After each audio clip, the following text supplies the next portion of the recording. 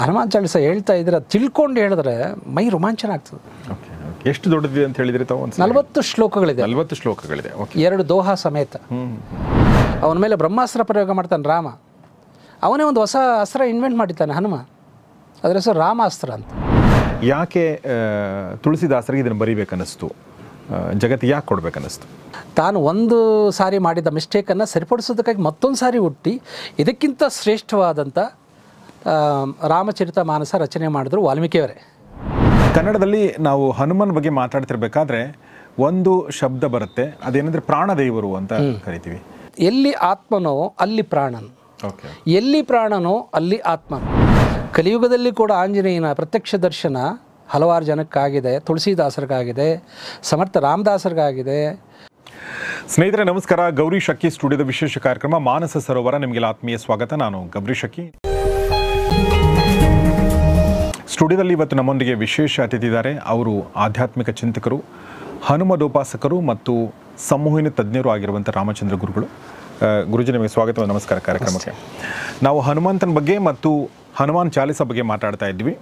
ಒಂದಷ್ಟು ಮಾಹಿತಿ ಕಳೆದ ಎಪಿಸೋಡಲ್ಲಿ ಕೊಟ್ಟಿದ್ದೀವಿ. ಅಕಸ್ಮಾತ್ ಆ ಎಪಿಸೋಡ್ ನೋಡಿಲ್ಲ ಅಂದರೆ ದಯವಿಟ್ಟು ಅದರ ಲಿಂಕ್ ಡಿಸ್ಕ್ರಿಪ್ಷನಲ್ಲಿದೆ, ಇಲ್ಲಿ ಮೇಲ್ ಕೂಡ ಇದೆ, ದಯವಿಟ್ಟು ಅದನ್ನು ನೀವು ನೋಡಿ. ಅದಾದಮೇಲೆ ಈ ಎಪಿಸೋಡನ್ನು ನೋಡಿ ಅಂತ ಕೇಳ್ಕೊಳ್ತೀನಿ. ಕನ್ನಡದಲ್ಲಿ ನಾವು ಹನುಮನ್ ಬಗ್ಗೆ ಮಾತಾಡ್ತಿರ್ಬೇಕಾದ್ರೆ ಒಂದು ಶಬ್ದ ಬರುತ್ತೆ, ಅದೇನಂದರೆ ಪ್ರಾಣದೇವರು ಅಂತ ಕರಿತೀವಿ. ಏನಿದು ಪ್ರಾಣದೇವರು ಅಂತಂದರೆ? ಆಚಾರ್ಯ ತ್ರಯರಲ್ಲಿ ಬರ್ತಕ್ಕಂಥ ಮಧ್ವಾಚಾರ್ಯರು ಆಂಜನೇಯನನ್ನು ಪ್ರಾಣದೇವರು ಅಂತ ಕರೆಸಿದ್ರು. ಯಾವುದೇ ವಿಗ್ರಹಕ್ಕೆ ಪೂಜಾರ್ಹತೆ ಬರ್ತಕ್ಕಂಥದ್ದೇ ಪ್ರಾಣ ಪ್ರತಿಷ್ಠಾಪನೆ ಆದಮೇಲೆ. ಹೌದು ಹೌದು. ಮತ್ತು ಎಲ್ಲ ವಿಗ್ರಹಗಳಿಗೂ ನಾವು ಪ್ರಾಣ ಪ್ರತಿಷ್ಠಾಪನೆ ಮಾಡ್ತೀವಿ. ಆಂಜನೇಯನು ಪ್ರಾಣದೇವರು ಹೇಗೆ? ನಮ್ಮ ಒಳಗಡೆ ಪ್ರತಿ ಸಾರಿ ಸಂಚಾರ ಮಾಡ್ತಕ್ಕಂಥ ಪ್ರಾಣ ಇದೆಯಲ್ಲ, ವಾತಾತ್ಮಜ. ವಾತ ಅಂದರೆ ಗಾಳಿ, ಏರ್ ಬೇರೆ, ಅದರೊಳಗಡೆ ಪ್ರವಹಿಸುವ ಆಕ್ಸಿಜನ್ ಬೇರೆ. Air is like a wire and prana is like a current, electricity. ನಮ್ಮ ಮೂಲಕ ಗಾಳಿ ಒಳಗಡೆ ಹೋಗ್ತದೆ, ಅದರ ಮೂಲಕ ಪ್ರಾಣ ಹೋಗ್ತದೆ. ಈ ಪ್ರಾಣ ಒಳಗಡೆ ಹೋಗಿ ಅದು 10 ವಿಭಾಗಗಳಾಗ್ತದೆ. ಅದಕ್ಕೆ ಆಂಜನೇಯನಿಗೆ ದಶಪ್ರಾಣಾಧಿಪತಿ ಅಂತ ಹೇಳ್ತೀವಿ. ಆತ್ಮಾಧಿಪತಿ ರಾಮ, ದೇಹಾಧಿಪತಿ ಸೀತಾ, ಮನಸ್ಸಿನ ಅಧಿಪತಿ, ಪರಿಮಿತ ಮನಸ್ಸಿನ ಅಧಿಪತಿ ಲಕ್ಷ್ಮಣ, ಅಪರಿಮಿತ ಮನಸ್ಸಿನ ಅಧಿಪತಿ ಹನುಮ. ಒಳಗಡೆ ಹೋಗಿ ಅವು ಮುಖ್ಯವಾಗಿ 5 ಡಿವೈಡ್ ಆಗ್ತವೆ, 5 ಪ್ರಾಣಗಳಾಗಿ. ಅದನ್ನು ಪ್ರಾಣೋಪಾನ ವ್ಯಾನೋಧಾನ ಸಮಾನ ಅಂತ 5 ಪ್ರಾಣಗಳಿವೆ. ಇನ್ನು ಉಪಪ್ರಾಣಗಳು 5 ಇವೆ: ನಾಗ, ಕೂರ್ಮ, ದೇವದತ್ತ, ಕ್ರಕರ, ಧನಂಜಯ ಅಂತ. ಈ 10 ಪ್ರಾಣಗಳು ಪ್ರತಿಯೊಬ್ಬರಲ್ಲಿ, ಪ್ರತಿಯೊಂದು ಜೀವಿಗಳಲ್ಲಿ ಆಕ್ಟಿವ್ ಆಗಿ ಕೆಲಸ ಮಾಡ್ತಿರ್ತವೆ. ಆ ಒಂದು ಪ್ರಾಣ ಸರಿಯಾಗಿ ಕೆಲಸ ಮಾಡಲಿಲ್ಲ ಅಂದರೆ ಹೀ ಫಾಲ್ ಸಿಕ್, ಕಾಯಿಲೆ ಬೀಳ್ತಾನೆ. ಅಂದರೆ ಆ ಪ್ರಾಣ ಸರಿಯಾಗಿ ಕೆಲಸ ಮಾಡಲಿಲ್ಲ ಅಂದರೆ, ಈಗ ನಾಭಿಯಲ್ಲಿ ಒಂದು ಪ್ರಾಣ ಇದೆ, ಸಮಾನ ಪ್ರಾಣ ಅಂತ ಹೇಳ್ತೀವಿ ಅದಕ್ಕೆ. ಅದು ಸರಿಯಾಗಿ ಕೆಲಸ ಮಾಡಲಿಲ್ಲ ಅಂತಂದರೆ ಅಗ್ನಿಮಾಂದ್ಯ ಆಗ್ತದೆ, ಇಂಡೈಜೆಷನ್ ಪ್ರಾಬ್ಲಮ್ ಬರ್ತದೆ. ಎದೆಯಲ್ಲಿ ಒಂದು ಪ್ರಾಣ ಇದೆ, ಅದು ಸರಿಯಾಗಿ ಕೆಲಸ ಮಾಡಲಿಲ್ಲ ಅಂತಾರೆ, ಮುಖ್ಯ ಪ್ರಾಣ ಇಲ್ಲಿರೋದು, ಹೃದಯ ಬೇನೆ ಬರ್ತದೆ ಅವನಿಗೆ, ಶ್ವಾಸಕೋಶಗಳು ಸಮಸ್ಯೆ ಬರ್ತದೆ ಅವನಿಗೆ. ಕಂಠದಲ್ಲಿ ಒಂದು ಪ್ರಾಣ ಇದೆ ಉದಾನ ಅಂತ, ಅದು ಸರಿಯಾಗಿ ಕೆಲಸ ಮಾಡಲಿಲ್ಲ ಅಂದರೆ ಥೈರಾಯ್ಡ್ ಗ್ರಂಥಿ ಸಮಸ್ಯೆಗಳು ಬರ್ತದೆ. ಹೀಗೆ 10 ಪ್ರಾಣಗಳು ಪ್ರತಿಯೊಂದು ವ್ಯಕ್ತಿಯಲ್ಲಿ, ಪ್ರತಿ ಧರ್ಮೀಯರಲ್ಲಿ ಅವು ಆಕ್ಟಿವ್ ಆಗಿ ಕೆಲಸ ಮಾಡ್ತಾಯಿವೆ. ಅದರ ದ್ಯೋತಕವೇ ಆಂಜನೇಯ. ಅದಕ್ಕೆ ಆಂಜನೇಯನನ್ನು ಪ್ರಾಣದೇವರು ಅಂತ ಹೇಳೋದು. ಮುಖ್ಯ ಪ್ರಾಣ ಅಂತ ಹೇಳ್ತೀವಿ ನಾವು. ರಾಮನ ಮುಖ್ಯ ಪ್ರಾಣ ಯಾರು? ಹನುಮ. ಎಲ್ಲಿ ರಾಮನೋ ಅಲ್ಲಿ ಹನುಮ, ಎಲ್ಲಿ ಹನುಮನೋ ಅಲ್ಲಿ ರಾಮನೋ. ರಾಮನಿಲ್ಲದೆ ಹನುಮನಿಲ್ಲ, ಹನುಮನಿಲ್ಲದೆ ರಾಮನಿಲ್ಲ. ಇದರ ಅರ್ಥ ಆಧ್ಯಾತ್ಮಿಕವಾಗಿ ಎಲ್ಲಿ ಆತ್ಮನೋ ಅಲ್ಲಿ ಪ್ರಾಣನು, ಎಲ್ಲಿ ಪ್ರಾಣನೋ ಅಲ್ಲಿ ಆತ್ಮನು. ಆತ್ಮನಿಲ್ಲದೆ ಪ್ರಾಣನಿಲ್ಲ, ಪ್ರಾಣನಿಲ್ಲದೆ ಆತ್ಮನಿಲ್ಲ. ಅಂದರೆ ಆತ್ಮರೂಪಿ ರಾಮ ಒಳಗಡೆ ಇದ್ದಾನೆ. ಅವನಿಗಾಗಿ ಇವನು ಪ್ರಾಣ ಪ್ರಸಾದ ತಗೊಂಡು ಹೋಗ್ತಿದ್ದಾನೆ. ಪ್ರಾಣಜ್ಯೋತಿ, ಅದು ಆತ್ಮಜ್ಯೋತಿ ಬೆಳಗಬೇಕಾದ್ರೆ ಅದಕ್ಕೊಂದು ಫ್ಯೂಲ್ ಯಾವುದು ಅಂದರೆ ಪ್ರಾಣ. ಹಾಗಾಗಿ ಈಗ ಉಸಿರು ಒಳಗಡೆ ಹೋಗಲಿಲ್ಲ ಅಂದರೆ ಒಳಗಡೆ ಇರೋ ರಾಮ ಇರೋದಿಲ್ಲ. ಅದು ಇಟ್ ಲೀವ್ಸ್, ಸೋಲ್ ಅಂತ ಹೇಳ್ತೀವಲ್ಲ, ಇಟ್ ಲೀವ್ಸ್. ಒಳಗಡೆ ಈಗ ಡೆಡ್ ಬಾಡಿ ಇರ್ತದೆ, ಅದಕ್ಕೆ ಮೂಗಿನ ಹೊಳ್ಳೆಗಳು ಇರ್ತದೆ. ಪ್ರಾಣ ಯಾಕೆ ಹೋಗೋದಿಲ್ಲ ಒಳಗಡೆ, ಉಸಿರು ಯಾಕೆ ಹೋಗೋದಿಲ್ಲ ಅಂತಂದರೆ ಎಲ್ಲಿ ರಾಮ ಇರೋದಿಲ್ವೋ ಅಲ್ಲಿ ಹೋಗೋದಿಲ್ಲ ಆಂಜನೇಯ. ಇವನಿದ್ರೆ ಅವನಿಗೆ ಮಾನ್ಯತೆ, ಅವನಿದ್ರೆ ಇವನಿಗೆ ಮಾನ್ಯತೆ. ಅದಕ್ಕೆ ಈ ಆಲಿಂಗನ ಸಂಕೇತ ಏನು ಅಂತಂದರೆ, ಈ ಆತ್ಮ ಮತ್ತು ಪ್ರಾಣ ಒಂದೇ ನಾಣ್ಯದ 2 ರೂಪಗಳು. ಒಂದು ನಾಣ್ಯದ ಒಂದು ಮುಖದ ನಾಣ್ಯಕ್ಕೆ ಬೆಲೆ ಇಲ್ವಲ್ಲ. ಕರೆಕ್ಟ್. ಹಾಗೆ ಕೇಶವನಲ್ಲಿ ಕೆ ತೆಗೆದರೆ ಉಳಿಯೋದೇನು? ಶವ. ಶವ. So K is a key, ಅದು ಪ್ರಾಣ. ಹಾಗಾಗಿ 10 ಪ್ರಾಣಗಳ ಅಧಿದೇವತೆ ಆದ್ದರಿಂದ ಅವನು ಪ್ರಥಮ ಪೂಜಿತ. ಅವನ್ನ ನಾವು ಈಗ ಸಾಫ್ಟ್ವೇರ್ ಇನ್ಸ್ಟಾಲ್ ಮಾಡಲಿಲ್ಲ ಅಂತಂದರೆ ಹಾರ್ಡ್ವೇರಲ್ಲಿ ಅದಕ್ಕೇನು ಕೆಲಸ ಮಾಡ್ತಾರೆ ಕಂಪ್ಯೂಟರು. ಸೊ ಹಾಗೆ ಇವನು ಆ ಶಿಲ್ಪ ಇದೆಯಲ್ಲ, ಕಲ್ಲಿನಲ್ಲಿ ಮಾಡಿರ್ತಕ್ಕಂಥ ಒಂದು ದೇವತೆ ಇದ್ದಾರಲ್ಲ, ಅದಕ್ಕೆ ಆಂಜನೇಯನ ಪ್ರವೇಶ ಆದರೆ ಮಾತ್ರ ಅದಕ್ಕೆ ಪೂಜಾರ್ಹತೆ ಬರ್ತದೆ. ನಮ್ಮೊಳಗಡೆ ಕೂಡ ಆಂಜನೇಯನ ಪ್ರವೇಶ ಆದರೆ ಮಾತ್ರ ನಮಗೆ ಪ್ರಾಣ ಬರ್ತದೆ. ಆಂಜನೇಯನ ಒಳಗಡೆ ಇಲ್ಲ ದೇಹದಲ್ಲಿ ಅಂತಂದರೆ ಅವನು ಶವ, ಮನೆಯಲ್ಲಿ ಇಟ್ಕೊಳ್ಳೋದಿಲ್ಲ, ಯಾರೂ ಹೊರಗಡೆ ಹಾಕ್ತಾರೆ. ಅಂದರೆ ಪೂಜ್ಯತೆ ಆದ್ಯತೆ ಬರ್ತಕ್ಕಂಥದ್ದು ಪ್ರತಿ ವ್ಯಕ್ತಿಗೆ ಆ ಪ್ರಾಣದೇವರ ಸಂಚಾರ ಆಗ್ತಾ ಇರಬೇಕು. ಅವನೊಬ್ಬನೇ ಎಲ್ಲರಲ್ಲಿ ರಾಮ ಅಂತ ಹೇಳ್ತಾನೆ.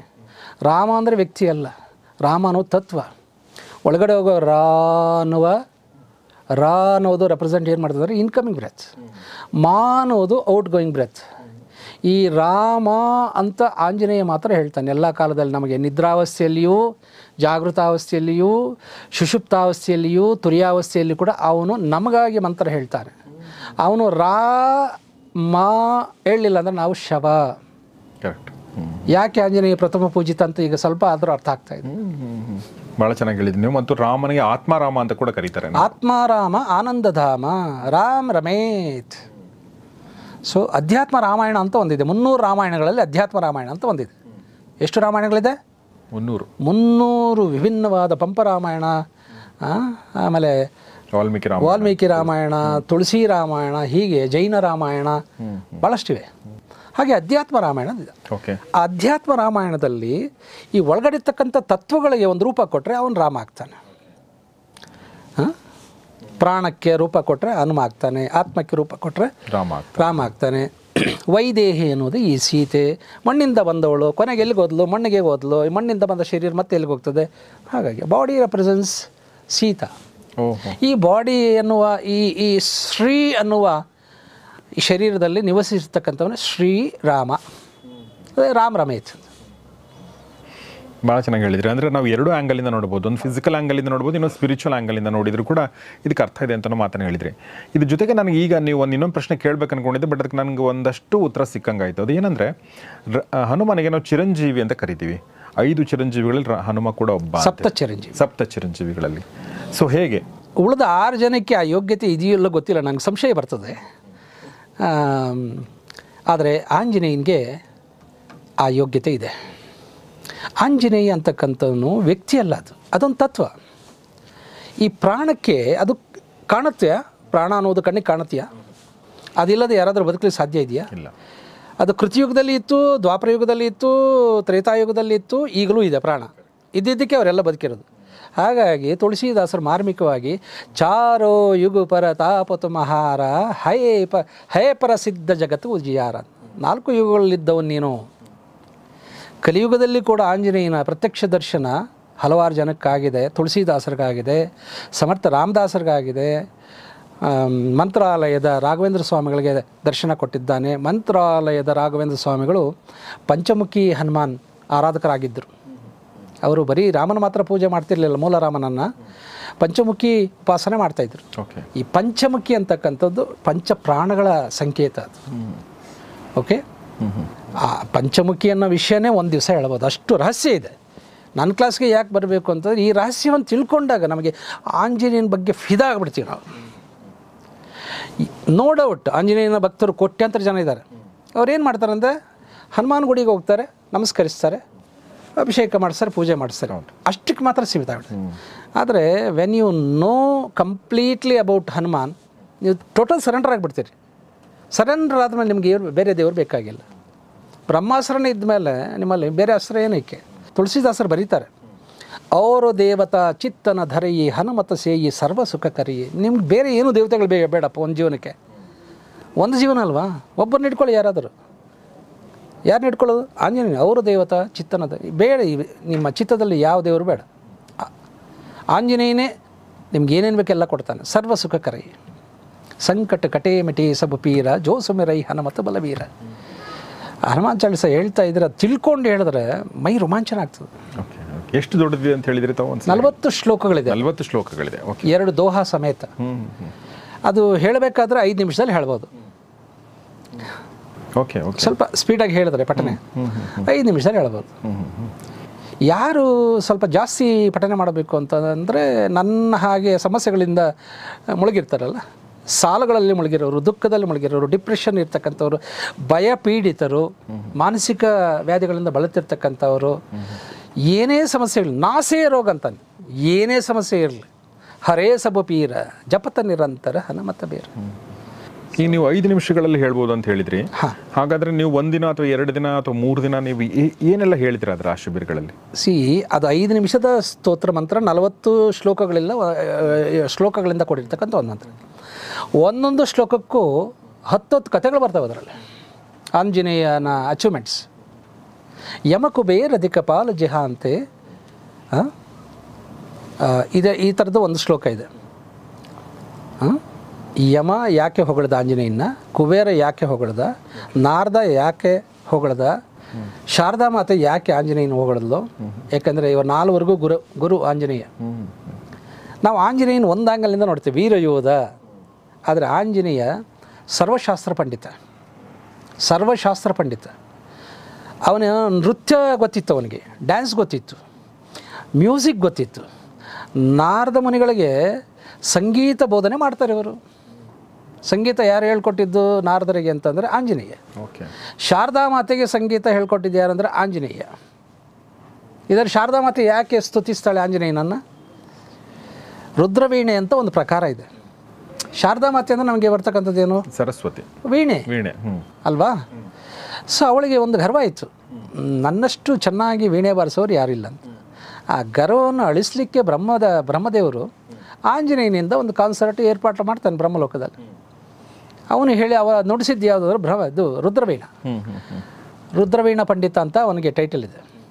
ರುದ್ರವೀಣ ಪ್ರಕಾರ ಇವಳಿಗೆ ಬರ್ತಿರ್ಲಿಲ್ಲ ಶಾರದಾ ಮಾತೆಗೆ. ಆವಾಗ ಆಂಜನೇಯನ ಹತ್ರ ಕಲ್ತ್ಕೊಳ್ತಾಳೆ. ಮಹತಿ ಎಕ್ಸ್ಪರ್ಟು ನಾರದರು. ಮಹತಿ ಅಂದರೆ ತಂಬೂರ. ಸೊ ತರವಲ್ಲ ತಗಿ ನಿನ್ನ ತಂಬೂರಿ ನೀ ವರದೆ ಬಾರಿಸದಿರು ತಂಬೂರಿ. ಅವನಿಗೆ ಮುಖಕ್ಕೆ ಮಂಗಳಾರತಿ ಆಗ್ತದೆ ವಿಷ್ಣು ಲೋಕದಲ್ಲಿ, ವೈಕುಂಠದಲ್ಲಿ. ಯಾರಿಗೆ? ನಾರದರಿಗೆ ಗರ್ವಭಂಗ ಆಗ್ತದೆ. ಅಂದರೆ ಅಪಸ್ವರದಲ್ಲಿ ಆಡಿದ್ದಕ್ಕೆ ಸ್ವರದೇವತೆಗಳು ಅವನಿಗೆ ಬುದ್ಧಿ ಕಲಿಸ್ತಾರೆ. ಶ್ರುತಿ ದೇವತೆಗಳು, ತಾಳ ದೇವತೆಗಳು, ಸ್ವರದೇವತೆಗಳು. ಸೊ ವಿಷ್ಣು ಶಾಪ ಆಗ್ತಾನೆ, ಇನ್ನು ಮುಂದೆ ನಮ್ಮ ಆಸ್ಥಾನದಲ್ಲಿ ನೀನು ಸಂಗೀತ ಹೇಳ್ಬೇಡ, ಸಂಗೀತ ನೀನು ಕಚೇರಿ ಮಾಡಬೇಕಾದ್ರೆ ಆಂಜನೇಯನ ಹತ್ರ ಹೋಗಿ ಕಲ್ತ್ಕೊಂಡು ಬಂದು ಆಮೇಲೆ ನೀನು ಕಚೇರಿ ಮಾಡು. ಆವಾಗ ಹೋಗಿ ಆಂಜನೇಯನ ಹತ್ರ ಗಂಧಮಾದನ ಪರ್ವತದಲ್ಲಿ ಇದ್ದ ಆಂಜನೇಯ, ಅಲ್ಲಿ ಹೋಗಿ ಕಲಿತು ಬಂದು ಆಮೇಲೆ ಸಂಗೀತ ಕಚೇರಿ ಮಾಡಿದ್ಮೇಲೆ ವಿಷ್ಣು ದೇವರು ಶವಾಶ್ ಅಂತ ಹೇಳ್ತಾರೆ. ಈ ಪ್ರಸಂಗಗಳು ಏನು ಹೇಳ್ಕೊಡ್ತೀರ? 5 ನಿಮಿಷ ಹೇಳೋದಲ್ಲ, ಇದರಲ್ಲಿ ಏನು 3 ದಿವಸ ಮಾಡೋದು? 3 ದಿವಸ ಅಲ್ಲ, 30 ದಿವಸ ಹೇಳೋಷ್ಟು ಇದೆ. ಅದೆಲ್ಲ ಆಂಜನೇಯನ ಬಗ್ಗೆ ತಿಳ್ಕೊಳ್ತಾ ಹೋದರೆ ಅವರು ಈ ಜನ್ಮದಲ್ಲಿ ಇನ್ನೇನು ಅವರ ಚಿತ್ತದಲ್ಲಿ ಯಾವ ದೇವರಿಗೂ ಅವಕಾಶ ಕೊಡೋದಿಲ್ಲ. ಒಬ್ಬ ದೇವರು, ಆ ದೇವರು ಎಲ್ಲವನ್ನು ಕೊಡ್ತಾನೆ. ಯಾಕೆ ಕೊಡ್ತಾನೆ? ಆಂಜನೇಯನ ಹತ್ರ ಅಷ್ಟು ವರಗಳಿದೆಯಾ? ಹೌದು, ಅಷ್ಟು ವರಗಳಿದೆ. 3 ಕೋಟಿ ದೇವರುಗಳು, ಅವರಲ್ಲಿರ್ತಕ್ಕಂಥ ಎಲ್ಲ ಶ್ರೇಷ್ಠ ವರಗಳು ನಿನಗರ್ಪಿತ ಅಂತ ಅವತ್ತೇ ಹೇಳಿಬಿಟ್ಟಿದ್ದಾರೆ ಬಾಲ್ಯದಲ್ಲಿ. ವಜ್ರಕಾಯ ಅವನು, ಇಂದ್ರಾಯುಧ ಕೂಡ ಏನೂ ಮಾಡೋದಿಲ್ಲ. ಅವನ ಮೇಲೆ ಬ್ರಹ್ಮಾಸ್ತ್ರ ಪ್ರಯೋಗ ಮಾಡ್ತಾನೆ ರಾಮ. ಅವನೇ ಒಂದು ಹೊಸ ಅಸ್ತ್ರ ಇನ್ವೆಂಟ್ ಮಾಡಿದ್ದಾನೆ ಹನುಮ, ಅದರ ಹೆಸರು ರಾಮಾಸ್ತ್ರ ಅಂತ. ಯಾರಾದರೂ ಕೇಳಿದ್ದಾರೆ ಇದನ್ನು? ಥ್ರಿಲ್ ಆಗುತ್ತೆ ನನಗೆ. ಬ್ರಹ್ಮಾಸ್ತ್ರ ರಾಮ ಪ್ರಯೋಗ ಮಾಡಿದಾಗ ರಾಮಾಂಜನೇಯ ಯುದ್ಧ ಆಗ್ತದೆ. ಅದರಲ್ಲಿ ರಾಮ ಸಿಟ್ಟು ಬಂದು ಬ್ರಹ್ಮಾಸ್ತ್ರ ಪ್ರಯೋಗ ಮಾಡ್ತಾನೆ. ಆದರೆ ಇವನು ಏನೂ ಅಸ್ತ್ರ ಇಲ್ಲದೆ ಹಿಂಗೆ ಕೂತ್ಕೊಂಡು ರಾಮ್ ರಾಮ್, ಒಂದೊಂದು ಮಂತ್ರ ಕೂಡ ಅಸ್ತ್ರವಾಗಿ ಪ್ರಯೋಗ ಆಗ್ತದೆ. ಅದನ್ನು ಅಭೇದ್ಯವಾದ ಕೋಟೆ ಆಗ್ತದೆ. ಸೊ ರಾಮನಿಗಿಂತ ಹೆಚ್ಚು ಶಕ್ತಿ ರಾಮಾಸ್ತ್ರದಲ್ಲಿದೆ ಅಂತ, ರಾಮನ ಹೆಸರಲ್ಲಿದೆ ಅನ್ನೋ ಪರಿಕಲ್ಪನೆ ಅಲ್ವಾ? ಅಂದರೆ ಶಕ್ತಿಯಲ್ಲಿ, ಯುಕ್ತಿಯಲ್ಲಿ, ಚತುರತೆಯಲ್ಲಿ, ಬುದ್ಧಿಮತ್ತೆಯಲ್ಲಿ, ಜ್ಞಾನದಲ್ಲಿ, ಭಕ್ತಿಯಲ್ಲಿ ಇವನಿಗೆ ಸಾಟಿ ಇರ್ತಕ್ಕಂಥ ಒಬ್ಬ ದೇವರು ಹೇಳ್ರಿ ನೋಡ. ನೋ ಡೌಟ್ ಗಣೇಶ ಬುದ್ಧಿವಂತ, ಅದು ಶಕ್ತಿವಂತ ಹೇಳೋಕ್ಕಾಗತ್ತಾ? ಬಲವಂತ ಅಂತ ಹೇಳೋಕ್ಕಾಗತ್ತಾ? ಬುದ್ಧಿರ್ಬಲಂ ಅಂತ ಒಂದು ಪದ ಉಪಯೋಗಿಸಿದ್ದಾರೆ. ಬುದ್ಧಿ ಇರೋವರಲ್ಲಿ ಬಲ ಇರೋದಿಲ್ಲ, ಬಲ ಇರೋವರಲ್ಲಿ ಬುದ್ಧಿ ಇರೋದಿಲ್ಲ. ಭೀಮ ಬಲವಂತ, ಅದರ ಬುದ್ಧಿವಂತ ಅಲ್ಲ. ಬುದ್ಧಿ ಮತ್ತು ಬಲ ಎರಡು ಈಕ್ವಲ್ ಆಗಿ ಒಬ್ಬೇ ವ್ಯಕ್ತಿಯಲ್ಲಿ ಇರ್ತಕ್ಕಂಥ ದೇವರು ಅಂದರೆ ಆಂಜನೇಯ. ಅದಕ್ಕೆ ಆಂಜನೇಯ ಸ್ಮರಿಸಬೇಕು ಅಲ್ವಾ? ನಮಗೆ ಬುದ್ಧಿ ಬಲ ಮಾತ್ರ ಬೇಡ, ಎರಡೂ ಬೇಕು. ಎರಡು ಬೇಕು. ಹೌದು. ಚತುರತೆ. ಗುರುಜಿ, ತಾವು ಹನುಮಾನ್ ಚಾಲಿಸದ ಬಗ್ಗೆ, ಹನುಮಂತನ ಬಗ್ಗೆ ಮಾತಾಡ್ತಾ ಇದ್ರಿ ಮತ್ತು ಚಿರಂಜೀವಿ ಹೇಗೆ ಅನ್ನೋದ್ರ ಬಗ್ಗೆ ನೀವು ತುಂಬ ಚೆನ್ನಾಗಿ ಹೇಳಿದ್ರಿ. ಬಹುಶಃ ಭಾಳಷ್ಟು ಜನರ ಮನಸ್ಸಲ್ಲಿರೋ ಡೌಟು ಅದು ಕ್ಲಿಯರ್ ಆಗಿರುತ್ತೆ ಅಂತ ಅನಿಸುತ್ತೆ. ಆದರೆ ಒಂದು ಈ ಹನುಮಾನ್ ಚಾಲಿಸದ ಒಂದು ವೈಬ್ರೆನ್ಸಿ ಬಗ್ಗೆ ಕೂಡ ತಾವು ಹೇಳಿದ್ರಿ. ಆದರೆ ನಾವು ಎಲ್ಲವನ್ನು ಕೂಡ ಈಗ ಸೈಂಟಿಫಿಕ್ ಆ್ಯಂಗಲಿಂದ ನೋಡುವಂಥ ಒಂದು ಪ್ರಯತ್ನವನ್ನು ಮಾಡ್ತಾನೆ ಇರ್ತೀವಿ. ಗೌರಿ ಶಕಿ ಸ್ಟುಡಿಯೋದಲ್ಲಿ ಕೂಡ ನಾವು ಎಲ್ಲ ಮುಗಿದ ಮೇಲೆ ಈ ಪ್ರಶ್ನೆ ಬಂದೇ ಬರುತ್ತೆ. ಸೊ ವೈಜ್ಞಾನಿಕವಾಗಿ ಹೇಗೆ ನಿರೂಪಿಸ್ತೀರಿ ಇದನ್ನು, ಈ ಶಕ್ತಿಯನ್ನು ಹೇಗೆ ನಿರೂಪಿಸ್ತೀರಿ, ಈ ಲಾಭವನ್ನು ಹೇಗೆ ನಿರೂಪಿಸ್ತೀರಿ ಅನ್ನೋ ಪ್ರಶ್ನೆ ಬರುತ್ತೆ. ಯಾಕಂದರೆ ಇದೆಲ್ಲವೂ ನಂಬಕ್ಕೆ ತುಂಬ ಚೆನ್ನಾಗಿದೆ, ಕೇಳೋಕ್ಕೆ ತುಂಬ ಚೆನ್ನಾಗಿದೆ. ಬಟ್ ಪ್ರಾಕ್ಟಿಕಲಾಗಿ ನಂಗೆ ಅದು ಯೂಸ್ ಆಗುತ್ತಾ, ಸೈಂಟಿಫಿಕಾಗಿ ನಂಗೆ ಅದು ಯೂಸ್ ಆಗುತ್ತಾ ಅನ್ನೋ ಪ್ರಶ್ನೆ ಬಂದರೆ ಅದಕ್ಕೇನು ಉತ್ತರ? ಖಂಡಿತ. ಇವತ್ತು ಯಾವುದೇ ಒಂದು ಧ್ಯಾನವನ್ನು ನಾನು ಅಮೆರಿಕದಲ್ಲಿದ್ದಾಗ ನಾನು ಧ್ಯಾನ ಮಾಡಿದ ಒಂದು ಸ್ಥಿತಿಯನ್ನು ಅಳಿತಕ್ಕಂಥ ಉಪಕರಣಗಳಲ್ಲಿದ್ದು, ಅನ್ಫಾರ್ಚುನೇಟ್ಲಿ ನಮ್ಮ ದೇಶದಲ್ಲಿ ಆ ವ್ಯವಸ್ಥೆ ಇಲ್ಲ. ಅಂದರೆ ಸೈಂಟಿಫಿಕ್ಕಾಗಿ ಒಂದು ನೀನು ಜಪ ಮಾಡ್ತೀಯ, ಆ ಜಪವನ್ನು ಅಳಿಯತಕ್ಕಂಥ ಒಂದು ಇನ್ಸ್ಟ್ರೂಮೆಂಟ್ಸ್ ಇದೆ. ನೀನು ಧ್ಯಾನ ಮಾಡ್ತೀಯ, ನೀನು ಎಷ್ಟು ಆಳಕ್ಕೆ ಹೋಗ್ತೀಯ, ಮೆದುಳಿನ ತರಂಗಾಂತರಗಳು ಹೇಳ್ತವೆ. ಅಂದರೆ ಆಲ್ಫಾ ವೇವ್ಸ್ ಅಂತ ಹೇಳ್ತೀವಿ ನಾವು. ಯಾಕಂದರೆ ಸಂಮೋಹಿನಿ ತಜ್ಞನೂ ಆದ್ದರಿಂದ, ಪುನರ್ಜನ್ಮ ತಜ್ಞನೂ ಆದ್ದರಿಂದ ನನಗೆ ಈ ಎಲ್ಲ ವಿಷಯಗಳು ತುಲನೆ ಮಾಡಿ ಹೇಳೋ, ವೈಜ್ಞಾನಿಕವಾಗಿ ಹೇಳೋ ಶಕ್ತಿ ಇದೆ. ಕರೆಕ್ಟ್. ಮತ್ತು ಅಮೆರಿಕದಲ್ಲಿ ಇದರ ಮೇಲೆ ಏನು ಸಂಶೋಧನೆಗಳಾಗಿದೆ ಅನ್ನೋದು ಕೂಡ ನನಗೆ ಅರಿವಿನಲ್ಲಿದೆ. ಹಾಗಾಗಿ ಇವೆಲ್ಲಕ್ಕಿಂತ ಹೊರತಾಗಿ ಅವನು ಮಾಡಿದ ಮೇಲೆ ಅವನ ಬದುಕಿನಲ್ಲಿ ಏನು ಪರಿವರ್ತನೆ ಆಯಿತು ಅನ್ನೋದು ಅದರ ಹಿಸ್ಟ್ರಿ ನಮ್ಮಲ್ಲಿದೆ. ಅದರಲ್ಲಿ ಬೆಸ್ಟ್ ಎಕ್ಸಾಂಪಲ್ ಅಂದರೆ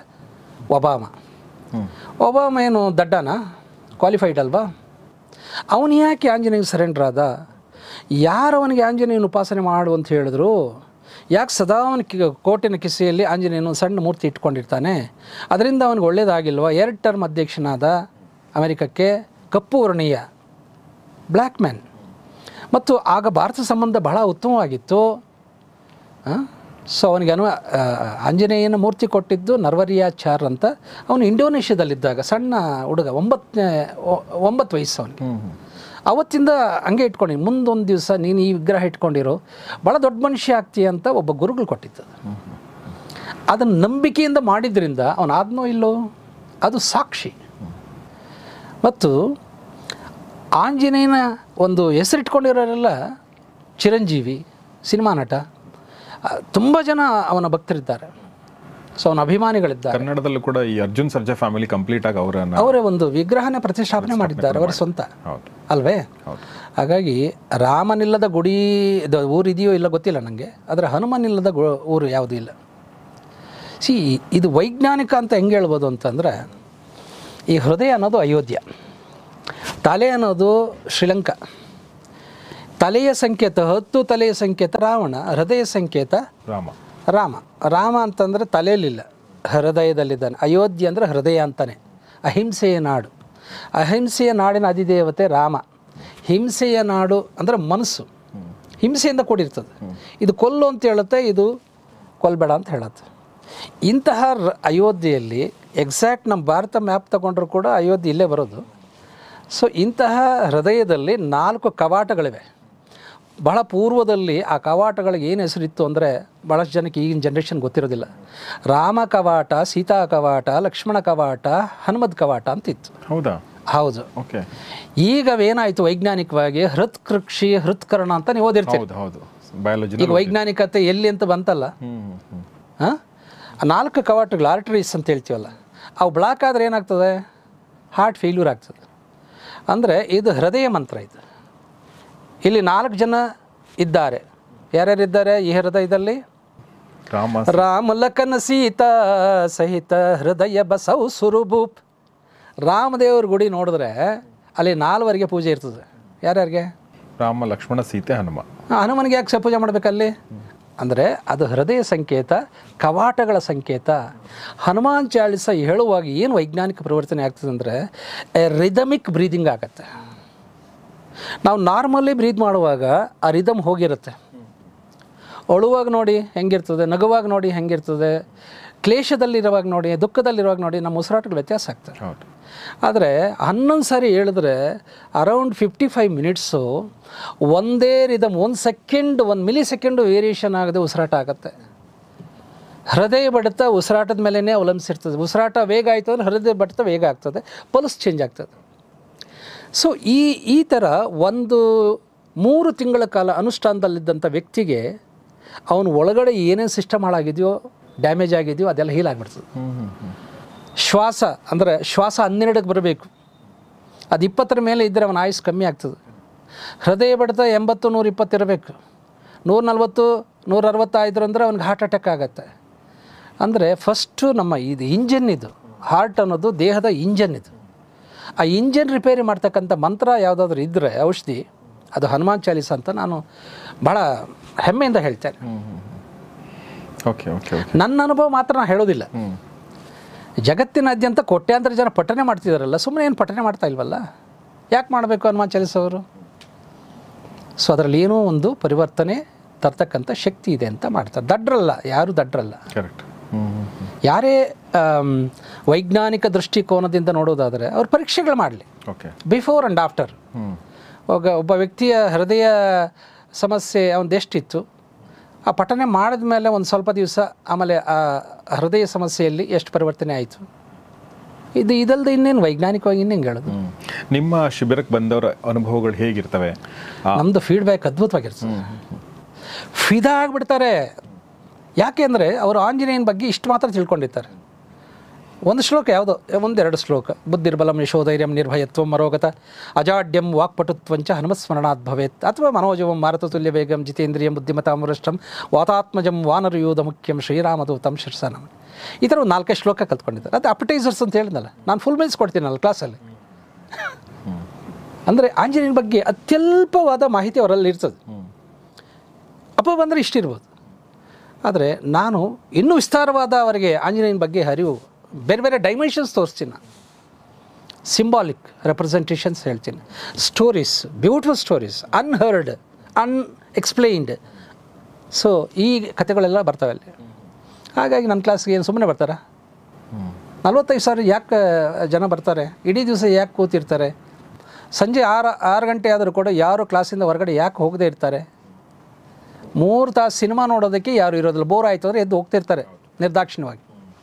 ನನ್ನ ಕ್ಲಾಸಲ್ಲಿ ನಾನು ಹೆಮ್ಮೆಯಿಂದ ಹೇಳ್ಕೊಳ್ತೇನೆ, ಕೊನೆಯವರೆಗೂ ಒಬ್ಬರು ಹೋಗೋದಿಲ್ಲ. ಆ ಕ್ಯೂರಿಯಾಸಿಟಿ ಹಾಗೆ ಇರ್ತದೆ.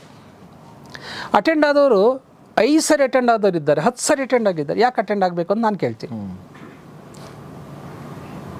ಓಕೆ, ಎಷ್ಟು 1000 ಜನ ನಿಮಗೆ ಫೀಡ್ಬ್ಯಾಕ್ ಬೇಕು ಅಂತ ನಾನು ಕೊಡ್ತೇನೆ. ಎಷ್ಟು 1000 ಬೇಕಾದರೂ ನೀವು ಲೈವಾಗಿ ಅವ್ರನ್ನ ಇಂಟರ್ವ್ಯೂ ಮಾಡ್ಬೋದು. ಅವ್ರ ಬದುಕಲ್ಲಿ ಆದಂಥ ಪರಿವರ್ತನೆ ಅವರೇ ಹೇಳ್ಕೊಳ್ಳಿ.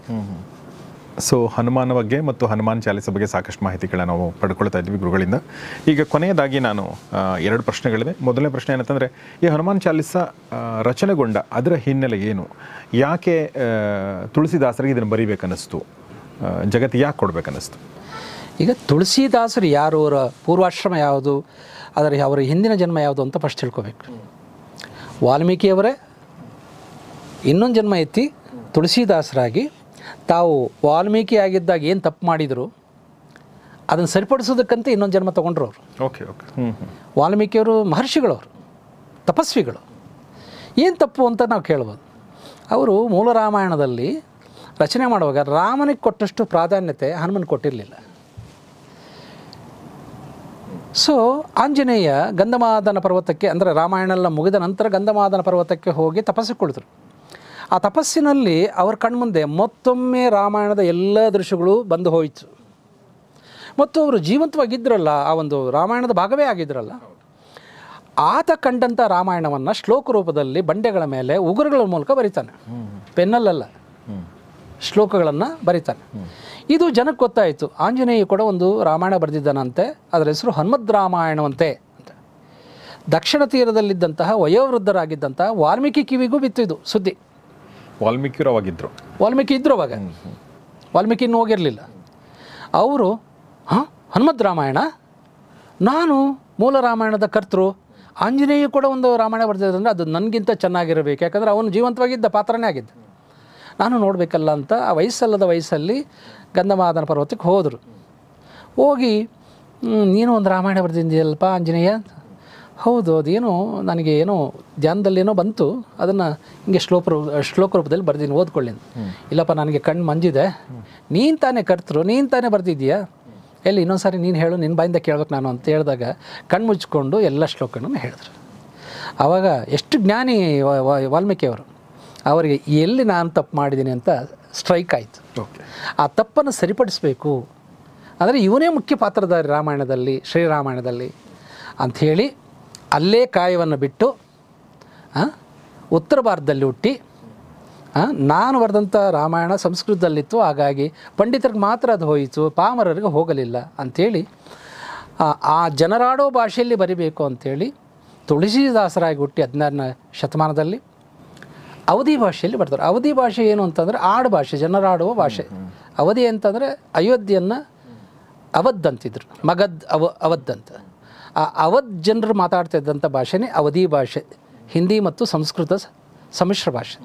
ಅವಧಿ ಭಾಷೆಯಲ್ಲಿ ರಚನೆ ಮಾಡುವಾಗ ಮತ್ತೆ ಸ್ಟ್ರೈಕ್ ಆಯ್ತಲ್ಲ, ಆಂಜನೇಯ ಏನು ಹೇಳಿದ್ದ ಇಲ್ಲಿ ಶ್ಲೋಕಗಳಲ್ಲಿ ಅಂತ. ಫಸ್ಟು ಆಂಜನೇಯನಿಗೆ ಸಮರ್ಪಿತವಾದಂಥ ಏನಾದರೂ ಒಂದು ಶ್ಲೋಕ ಮಂತ್ರವನ್ನು ರಚನೆ ಮಾಡಬೇಕು ಅಂತ ಚಿತ್ರಕೂಟಕ್ಕೆ ಹೋದರು. ಅಲ್ಲಿ ಒಂದು ಹನುಮಾನ್ ಟೆಂಪಲ್ ಇತ್ತು, 16ನೇ ಶತಮಾನದಲ್ಲಿ ನಡೆದಿದ್ದು. ಆ ಹನುಮಾನ್ ಟೆಂಪಲ್ ಹತ್ರ ಹೋಗಿ ಬರೆಯೋಣ ಅಂತ ಅಲ್ಲಿ ಹೋಗಿ ಒಂದು ಮೆಟ್ಲ ಮೇಲೆ ಕೂತರು. ಒಂದು ಶ್ಲೋಕ ಬಂತು. ಹೀಗೆ ಒಂದೊಂದು ಶ್ಲೋಕ ಬರ್ಕೊಂಡು ಮೆಟ್ಲು ಕೂತ್ಕೊಳ್ತಾ ಬರೀತಾ ಹೋದರು. ಕೋಇನ್ಸಿಡೆಂಟ್ಲಿ ಆ ಒಂದು ಹನುಮಾನ್ ಮಂದಿರಕ್ಕೆ 40 ಮೆಟ್ಲು ಇವಾಗಲೂ ಇದೆ. ನಾವು ಹೋಗಿದ್ದೆ ಚಿತ್ರಕೂಟಕ್ಕೆ. 40 ಮೆಟ್ಲು ಮುಗೀತು, 40 ಶ್ಲೋಕಗಳು ರಚನೆ ಆಗೋಯ್ತು ಆನ್ ಸ್ಪಾಟ್ ಆಂಜನೇಯನ ಮೇಲೆ. ಹಾಗಾಗಿ ಅದನ್ನು ಚಾಲೀಸ್ ಅಂತಂದರೆ 40ರ ಮೇಲೆ ಚಾಳೀಸ ಅಂತ ಒಂದು ರೋಗ ಬರ್ತದೆ, 40ರಿಗೆ ಬರ್ತದೆ. ಹಾಗೆ ಹನುಮಾನ್ ಚಾಲೀಸ ಹಾಗೆ ರಚನೆ ಆಗಿತ್ತು. ಸೊ ಆಂಜನೇಯನಿಗೆ ಸಮರ್ಪಿಸಿದ್ರು ಅದನ್ನು. ಅಂದರೆ ತಾನು ಒಂದು ಸಾರಿ ಮಾಡಿದ ಮಿಸ್ಟೇಕನ್ನು ಸರಿಪಡಿಸೋದಕ್ಕಾಗಿ ಮತ್ತೊಂದು ಸಾರಿ ಹುಟ್ಟಿ ಇದಕ್ಕಿಂತ ಶ್ರೇಷ್ಠವಾದಂಥ ರಾಮಚರಿತ ಮಾನಸ ರಚನೆ ಮಾಡಿದ್ರು ವಾಲ್ಮೀಕಿಯವರೇ. ಸೊ ಅದರಲ್ಲಿ ಯಾವ ಭಾಗದಲ್ಲಿ ಬರುತ್ತಿದ್ದು, ಅಂದರೆ ಇನಿಷಿಯಲ್ ಇದರಲ್ಲೇ ಬರುತ್ತಾ ಅಥವಾ ಹೇಗೆ? ಇನಿಷಿಯಲ್ ಆಂಜನೇಯನಿಗೆ ಬರೆದುಬಿಟ್ಟು ಆಮೇಲೆ ರಾಮಚರಿತ ಮಾನಸ ಬರೆದರು. 17 ಸದ್ಗ್ರಂಥಗಳನ್ನು ಬರೆದಿದ್ದಾರೆ, ಬಹಳ ದೊಡ್ಡ ದೊಡ್ಡ ಗ್ರಂಥಗಳನ್ನು ಬರೆದಿದ್ದಾರೆ, ಎಲ್ಲವೂ ಅವಧಿ ಭಾಷೆಯಲ್ಲಿ ಬರೆದಿದ್ದಾರೆ. ಆದರೆ ಅವರು ಹುಟ್ಟು ಸಂಸ್ಕೃತ ಪಂಡಿತರು, ಸಂಸ್ಕೃತವನ್ನು ಅಧ್ಯಯನ ಮಾಡಿ ಲೋಕಲ್ ಲ್ಯಾಂಗ್ವೇಜಲ್ಲಿ ಬರೆದರು. ಯಾಕೆಂತಂದರೆ ಈ ತುಂಬ ಸಂಸ್ಕೃತದಲ್ಲಿ ಬರೆದರೆ ಅದು ಬರೀ ಸಂಸ್ಕೃತ ಬಲ್ಲವರಿಗೆ ಮಾತ್ರ ಹೋಗ್ತದೆ. ಕರೆಕ್ಟ್. ಹಾಗೆ ಇವತ್ತು ಕೂಡ ಹನುಮಾನ್ ಚಾಲೀಸ ಎಲ್ಲರೂ ಯಾಕೆ ಹೇಳ್ಕೊಳ್ತಾರೆ ಅಂದರೆ ಅದು ಸರಳವಾದ ಅವಧಿ ಭಾಷೆಯಲ್ಲಿದೆ. ಸೊ ಗುರುಜಿ, ಈಗ ಕೊನೆಯದಾಗಿ ನಿಮ್ಮ ಶಿಬಿರದ ಬಗ್ಗೆ ಇನ್ನಷ್ಟು ಮಾಹಿತಿ ಕೊಡೋದಾದರೆ, ನೀವು ಹೇಳಿದ ಹಾಗೆ ಡಿಸೆಂಬರ್ 30, 31 ಮತ್ತು 1ನೇ ತಾರೀಕಿಗೆ ನಡೀತಾ ಇದೆ. ಯಾರು ಬರ್ಬೋದು ಇದಕ್ಕೆ? ಯಾರು ಬೇಕಾದ್ರೂ ಬರ್ಬೋದು, ಮಕ್ಕಳು ಬರ್ಬೋದು. ನನ್ನ ಕ್ಲಾಸಿಗೆ ಬಂದಂಥ 1 ವರ್ಷ 2ರಿಂದ 3 ವರ್ಷದ ಮಕ್ಕಳು ಇವತ್ತು ಹನುಮಾನ್ ಚಾಲೀಸ ಹೇಳ್ತಾರೆ. ಅತಿ ಚಿಕ್ಕ ವಯಸ್ಸು, ಇನ್ನೂ 3 ತುಂಬಿರದ ಮಕ್ಕಳು ಕೂಡ ಹನುಮಾನ್ ಚಾಲೀಸ ಹೇಳ್ತಾರೆ. ಸೊ ಮಕ್ಕಳಿಂದ ವಯೋವೃದ್ಧರವರೆಗೆ ಯಾರು ಬೇಕಾದ್ರೂ, ಸ್ತ್ರೀ ಪುರುಷರೆಂಬ ಭೇದ ಭಾವ ಇಲ್ಲದೆ ಅನ್ಯಧರ್ಮೀಯರು ಬರ್ತಾರೆ ನನ್ನ ಕ್ಲಾಸಿಗೆ. ನಿಮಗೆ ಅದೊಂದು ಮಾಹಿತಿ ಇರಲಿ. ಭಾಳಷ್ಟು ಜನ ಮುಸ್ಲಿಂ ಬಾಂಧವರು ಬಂದು ಹನುಮಾನ್ ಚಾಲೀಸ ಕಲಿತಾರೆ. ಯಾಕಂದರೆ ಇಸ್ಲಾಂ ಧರ್ಮದಲ್ಲಿ ಗರಡಿ ಮನೆಯಲ್ಲಿ ಈ ಪೈಲ್ವಾನರಾಗಬೇಕಾದ್ರೆ ಅವ್ರು ಆಂಜನೇಯನ ತಾಯ್ತ ಕಟ್ಕೊಳ್ತಾರೆ, ಹನುಮಾನ್ ಚಾಲೀಸ ಹೇಳ್ತಾರೆ. ಅಂದರೆ ಇಸ್ಲಾಂ ಧರ್ಮದಲ್ಲಿ ಕೂಡ ಅನೇಕರು ಇದು ಆಂಜನೇಯನ ಭಕ್ತರಿದ್ದಾರೆ. ಅದಕ್ಕೆ ನಾನು ಪ್ರಾರಂಭದಲ್ಲಿ ಹೇಳಿದ್ದು, ಜಗತ್ತಿನಾದ್ಯಂತ ಬಹುಧರ್ಮೀಯರಿಂದ, ಬಹುಸಂಖ್ಯಾತರಿಂದ ಜಪಿಸಲ್ಪಡುವ, ಕೀರ್ತಿಸಲ್ಪಡುವ, ಸ್ತುತಿಸಲ್ಪಡುವ, ಪೂಜಿಸಲ್ಪಡುವ, ಆರಾಧಿಸಲ್ಪಡುವ ಹಿಂದೂ ದೇವರು ಯಾರಂದರೆ ಕರುನಾಡಿನ ಹನುಮಾನ್. ಅದು ಕರುನಾಡಿನ ಹೆಮ್ಮೆಯ ಪ್ರತೀಕ ಅದು. ಹಾಗೆ ನಾನೇನು ಮಾಡಿದೆ, ನಮ್ಮ ಕನ್ನಡಿಗರು ಎಲ್ರಿಗೂ ಮುಟ್ಟಿಸ್ಬೇಕು ಈ ಸುದ್ದಿನ. ಎಂತಹ ಅದ್ಭುತವಾದ ಒಂದು ದೇವರು. ಸೊ ಆ ದೇವರ ಮಹಿಮೆ, ಅದರಲ್ಲಿ ಆಗುವ ಪರಿವರ್ತನೆ ಎಲ್ರಿಗೂ ಹೋಗಬೇಕು ಅಂತ ನಾನು ಸಣ್ಣ ಒಂದು ಅಭಿಯಾನ ಮಾಡಿಕೊಂಡಿದ್ದೆ. ಸೊ ಅಭಿಯಾನ ಯಶಸ್ವಿಯಾಗಿ ನಡೀತಾ ಇದೆ. Wonderful sir. ಸೊ ಹಾಗೆ ನಾವು ಹನುಮಂತನ ಬಗ್ಗೆ ಹನುಮನ್ ದೇವ್ರ ಗುಡಿ ಅಂತ ನಾವು ಸಣ್ಣವರಿದ್ದ ಕರೆಯೋದು. ಮತ್ತು ನಮ್ಮ ಬಾಲ್ಯದ ಪೂಜೆ ಮತ್ತು ಅದೆಲ್ಲ ಇರೋದೇ, ಅಂದರೆ ಪೂಜೆ ಆದಾಗ ಹೋಗಿ ನಿಂತ್ಕೊಳ್ಳೋದು ಬೇರೆ. ಬಟ್ ನಮ್ಮ ಬಾಲ್ಯ ಹನುಮನ್ ದೇವ್ರ ಗುಡಿ ಕಟ್ಟೆ ಮೇಲೆ ನಾವು ಆ್ಯಕ್ಚುಲಿ ಅಂದರೆ ಖಾಲಿ ಪಿಲಿ ಕೂತ್ಕೊಂಡು ಮಾತಾಡೋಕ್ಕೂ ಹನುಮನ್ ದೇವ್ರ ಗುಡಿನೇ ನಮಗೆ ಚಿಕ್ಕವರಿದ್ದಾಗ. ನೀವು ಯಾವುದೇ ಸಿನಿಮಾ ಬರಲಿ, ರಾಮಾಯಣ ಬಂದರೆ ಈ ಮಕ್ಕಳು ಸಂತೋಷ ಪಡೋದೇ ಆಂಜನೇಯನ ಒಂದು ಅಚೀವ್ಮೆಂಟ್ಸ್ ಇಂದ. ಯಾಕೆಂದ್ರೆ ರಾಮ ಭಾಳ ಗಂಭೀರವಾದ ಪಾತ್ರ. ನಿಜ. ಸೊ ಹಾಗೆ ಹನುಮನ ಉದಿಸಿದ ನಾಡಿನಲ್ಲಿ ಹನುಮಾನ್ ಚಾಲಿಸ ಈ ಒಂದು ಅಭಿಯಾನವನ್ನು ರಾಮಚಂದ್ರ ಗುರೂಜಿಯವರು ಶುರು ಮಾಡಿದ್ದಾರೆ. ಸಾಕಷ್ಟು ವರ್ಷಗಳಿಂದ ಶುರು ಮಾಡಿರುವಂಥದ್ದು ಯಶಸ್ವಿಯಾಗಿ ನಡೀತಾ ಇದೆ. ಅದ್ರ ಬಗ್ಗೆ ಒಂದಷ್ಟು ಮಾಹಿತಿಯನ್ನು ನಾನು ಪಡೆದುಕೊಂಡೆ. ಯಾಕೆಂದರೆ ನಮ್ಮಲ್ಲಿರುವ, ನಮ್ಮ ಸಂಸ್ಕೃತಿಯಲ್ಲಿರುವ, ನಮ್ಮ ಇತಿಹಾಸದಲ್ಲಿರುವಂಥ ಒಳ್ಳೆ ವಿಚಾರಗಳನ್ನ ನಾವು ಅದನ್ನು ಹೆಕ್ಕಿ ತೆಗಿಬೇಕು ಮತ್ತು ಹೆಕ್ಕಿ ತೆಗೆದವರಿಂದ ಅದರ ಸದುಪಯೋಗ ಪಡ್ಕೊಳ್ಬೇಕು ನಾವೆಲ್ಲರೂ ಅನ್ನೋ ದೃಷ್ಟಿಯಿಂದ ಈ ಕಾರ್ಯಕ್ರಮ ಮಾಡಿದೆ. ಸೊ ರಾಮಚಂದ್ರ ಗುರುಗಳಿಗೆ ನಿಮ್ಮೆಲ್ಲರ ಪರವಾಗಿ ಧನ್ಯವಾದಗಳನ್ನ ಹೇಳಕ್ಕೆ ಇಷ್ಟಪಡ್ತೀನಿ. ತುಂಬ ತುಂಬ ಧನ್ಯವಾದ ನಿಮಗೆ. ತುಂಬ ಧನ್ಯವಾದ. Thank you very much. So ಸ್ನೇಹಿತರೆ, ಇದು ಮಾನಸ ಸರೋವರ ಕಾರ್ಯಕ್ರಮದಲ್ಲಿ ಹನುಮನ್ ಉದಿಸಿದ ನಾಡಿನ ಒಂದು ಹಿನ್ನೆಲೆ, ಅದು ಹನುಮಂತನ ಬಗ್ಗೆ ಒಂದು ಹಿನ್ನೆಲೆ ಮತ್ತು ಹನುಮಾನ್ ಚಾಲಿಸದ ಬಗ್ಗೆ ಹಿನ್ನೆಲೆ. ಬರೀ ಹಿನ್ನೆಲೆ ತಿಳ್ಕೊಂಡ್ರೆ ಮಾತ್ರ ಅದು ಅಷ್ಟೊಂದು ಉಪಯೋಗ ಇಲ್ಲ. 2023 ಈ ಕಾಲಘಟ್ಟದಲ್ಲೂ ಕೂಡ ಅದು ಪ್ರಸ್ತುತವಾಗಿದೆ, ಅದು ರಿಲೆವೆಂಟ್ ಆಗಿದೆ ಮತ್ತು ಅದು ನಮ್ಮ ಬದುಕಿಗೂ ಕೂಡ ಯೂಸ್ ಆಗುತ್ತೆ ಅನ್ನೋದನ್ನು ಗುರುಗಳು ಹೇಳಿದರು. ಸೊ ನಿಮಗೆ ಇಷ್ಟ ಆಗಿದೆ ಅಂತ ಭಾವಿಸ್ತಾ ನಾನು ಈ ಕಾರ್ಯಕ್ರಮ ಮುಗಿಸ್ತಾ ಇದ್ದೀನಿ. ನಿಮಗೆ ಹನುಮಾನ್ ಚಾಲಿಸ ಬಗ್ಗೆ, ಹನುಮಂತನ ಬಗ್ಗೆ ನಿಮಗೆ ಏನು ಅನ್ನಿಸ್ತು, ನೀವೇನಾದರೂ ಪಠಿಸ್ತಾ ಇದ್ದರೆ ನಿಮ್ಮ ಅನುಭವ ಏನು ಅನ್ನೋದನ್ನು ದಯವಿಟ್ಟು ಕಮೆಂಟ್ ಬಾಕ್ಸಲ್ಲಿ ತಿಳಿಸಿ. ಅಥವಾ ನಿಮಗೆ ಏನಾದರೂ ಅನುಮಾನಗಳು, ಪ್ರಶ್ನೆಗಳಿದ್ದರೆ ಅದನ್ನು ಕೂಡ ಕಮೆಂಟ್ ಬಾಕ್ಸಲ್ಲಿ ತಿಳಿಸಿ. ಮುಂದೊಂದು ದಿನ ನಾವು ಕಾರ್ಯಕ್ರಮ ಮಾಡಿದಾಗ ಆ ಪ್ರಶ್ನೆಗಳ ಇಟ್ಕೊಂಡು ನಾವು ಕಾರ್ಯಕ್ರಮ ಮಾಡ್ಬೋದು ಅಂತ ಹೇಳ್ತಾ ಇವತ್ತಿನ ಈ ಕಾರ್ಯಕ್ರಮ ಮುಗಿಸ್ತಾ ಇದ್ದೀನಿ. ನೋಡ್ತಾರೆ ಗೌರಿ ಶಕ್ತಿ ಸ್ಟುಡಿಯೋ ಮತ್ತು ನೋಡ್ತಾರೆ ಮಾನಸ ಸರೋವರ ಕಾರ್ಯಕ್ರಮ. ನಮಸ್ಕಾರ.